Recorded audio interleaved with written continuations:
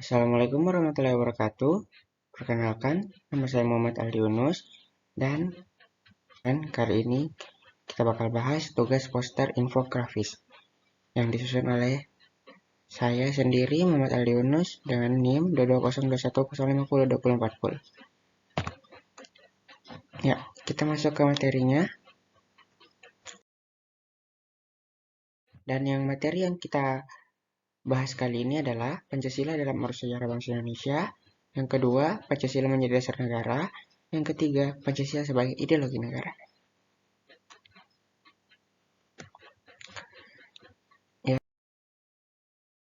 kita masuk dari bab 2, yaitu A. Menelusuri konsep dan urgensi Pancasila dalam arus sejarah bangsa Indonesia. Yaitu adalah periode pengusulan Pancasila jauh sebelum periode pengusulan Pancasila. Cikal bakal munculnya ideologi, bangsa itu diawali dengan lahirnya rasa nasionalisme yang menjadi pembuka ke pintu gerbang kemerdekaan bangsa Indonesia. Ahli sejarah Sartono Kardirjo, sebagaimana yang dikutip oleh Mutar Pabotinggi dalam artikelnya yang berjudul Pancasila sebagai modal rasionalitas politik, mengarai bahwa benih nasionalisme sudah mulai tertanam kuat dalam gerakan perhimpunan Indonesia yang sangat menekankan solidaritas dan kesatuan bangsa. Dan alasan diperlukannya Pancasila dalam kajian sejarah bangsa Indonesia adalah yang ke-1 itu Pancasila sebagai identitas bangsa Indonesia. Dan yang Pancasila sebagai bangsa Indonesia adalah Pancasila sebagai identitas bangsa Indonesia merupakan dari proses inkulturasi dan akulturasi tersebut. Kebudayaan itu sendiri mengandung banyak pengertian dan definisi. Yang kedua adalah Pancasila sebagai perbedaan bangsa Indonesia. Apa itu Pancasila sebagai bangsa Indonesia? Pancasila sebagai identitas bangsa Indonesia merupakan konsekuensi dari proses inkulturasi dan akulturasi tersebut. Kebudayaan itu sendiri mengandung banyak pengertian dan definisi. Ketiga, Pancasila sebagai pandangan hidup bangsa Indonesia.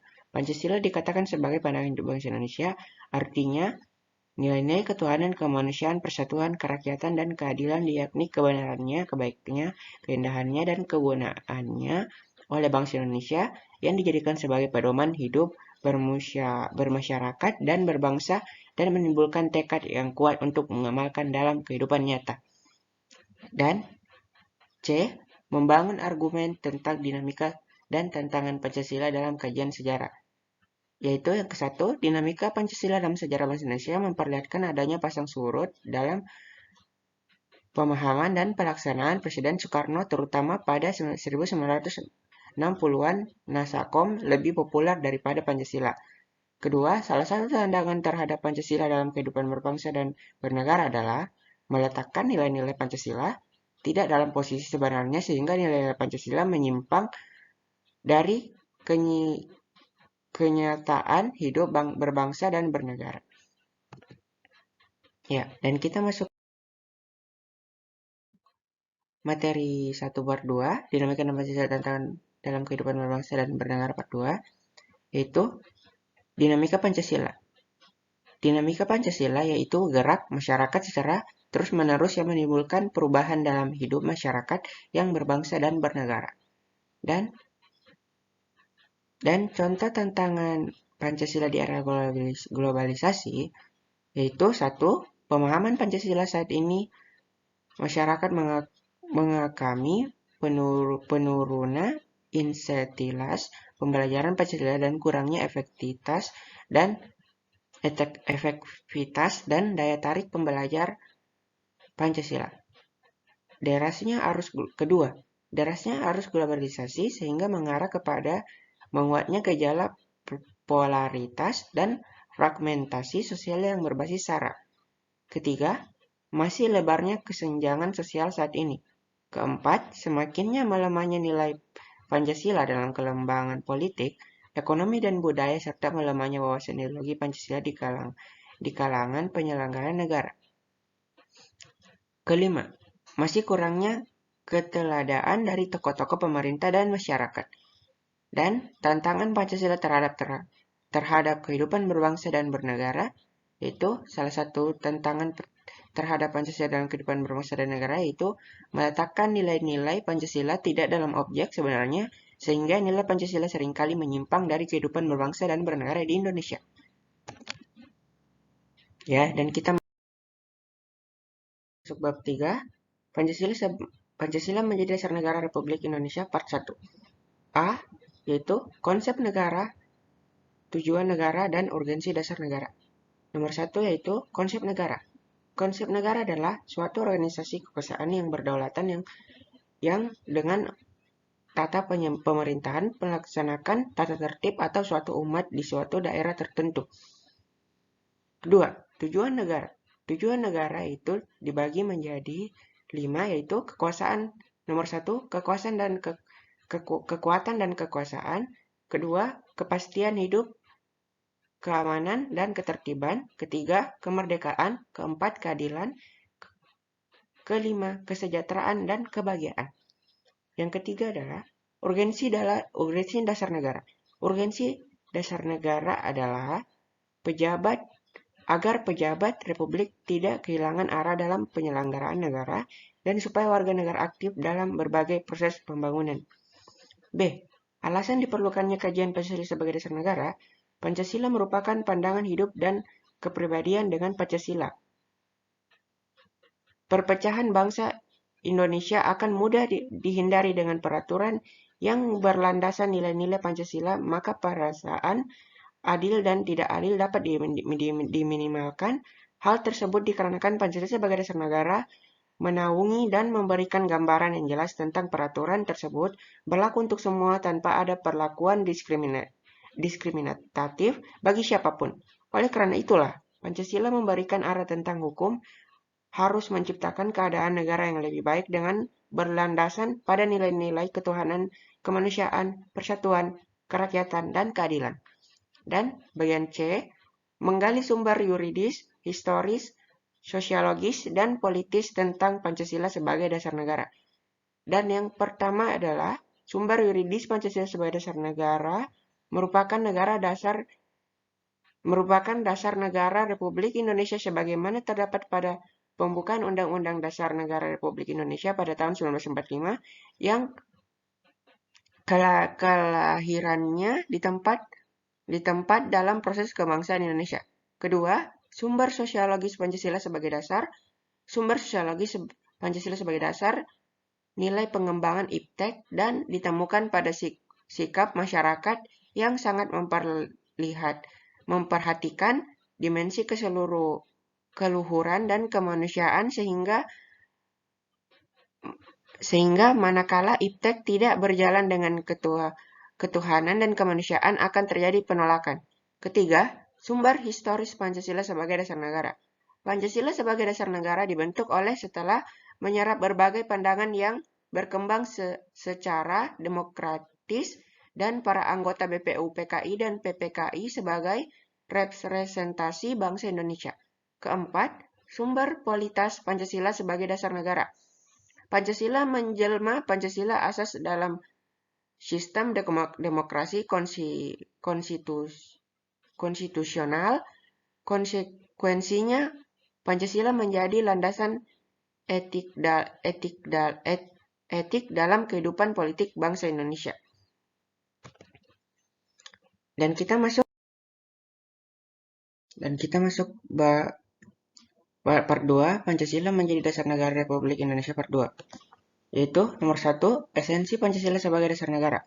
Inti esensi nilai Pancasila adalah ketuhanan, kemanusiaan, persatuan, kerakyatan, dan keadilan sosial. Nilai-nilai terkandung dalam Pancasila terbukti dapat mengayomi masyarakat dari perbedaan yang ada. Kedua, esensi Pancasila sebagai dasar negara.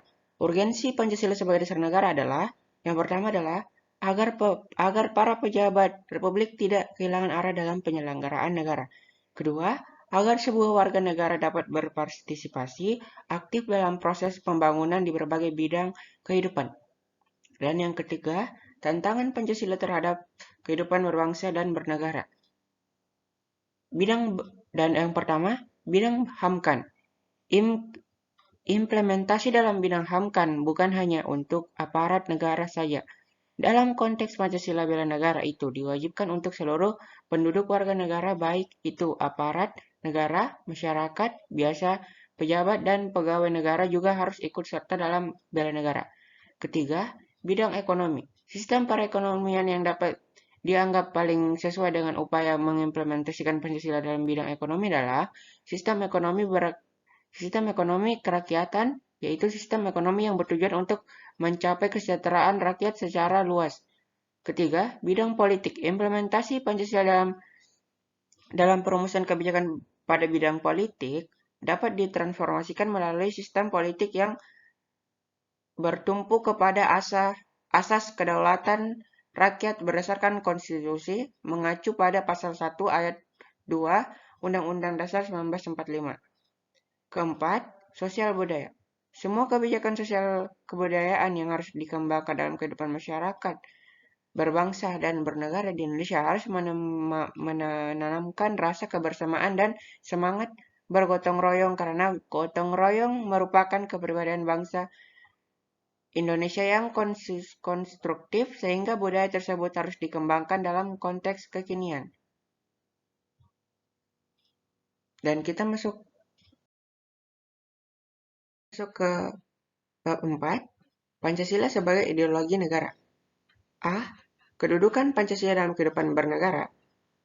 1. Konsep negara. Pancasila sendiri memiliki beberapa kedudukan dalam kehidupan bernegara masyarakat Indonesia, yaitu sebagai jiwa bangsa Indonesia, sebagai ciri dari pribadi bangsa Indonesia, sebagai pedoman hidup bangsa Indonesia, sebagai dasar negara, sebagai sumber dari segala hukum, sebagai perjanjian yang luhur ketika negara Indonesia didirikan, dan sebagai tujuan atau cita-cita bangsa.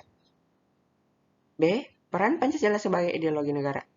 Peran Pancasila sebagai ideologi negara memberi bimbingan kepada masyarakat Indonesia dalam menentukan sikap dan tingkah laku nilai-nilai yang terkandung dalam kelima asas Pancasila dijadikan patokan aturan oleh bangsa ini dalam berbuat kehidupan bermasyarakat serta bernegara. C. Fungsi Pancasila sebagai ideologi negara. Pertama, berfungsi untuk memberikan kepada masyarakat Indonesia agar bisa mengembangkan sekaligus memelihara identitas bangsa Indonesia. Kedua, memberikan pengawasan terhadap setiap perilaku masyarakat serta bersikap kritis terhadap berbagai macam usaha agar cita-cita bangsa yang ada di dalam Pancasila dapat terwujud sumber histori Pancasila sebagai dasar negara. Ketiga, mengarahkan seluruh bangsa Indonesia supaya bisa mencapai tujuannya, terutama yang berkaitan dengan cita-cita bangsa dan negara Indonesia. Keempat, memelihara, memperkuat, serta menyatukan semua bangsa Indonesia agar menjadi satu kesatuan, sehingga persatuan bangsa Indonesia tetap terus terjaga dan mengurangi terjadinya konflik antar negara anggota masyarakat. Kelima, berfungsi untuk dijadikan sebagai pedoman kehidupan berbangsa dan bernegara dari bangsa Indonesia sehingga kehidupan bermasyarakat dapat dijalani dengan harmonis. Dan sekian, terima kasih dari saya. Kurang dan lebihnya mohon dimaafkan. Wabillahi taufiq wal hidayah. Wassalamualaikum warahmatullahi wabarakatuh. Terima kasih.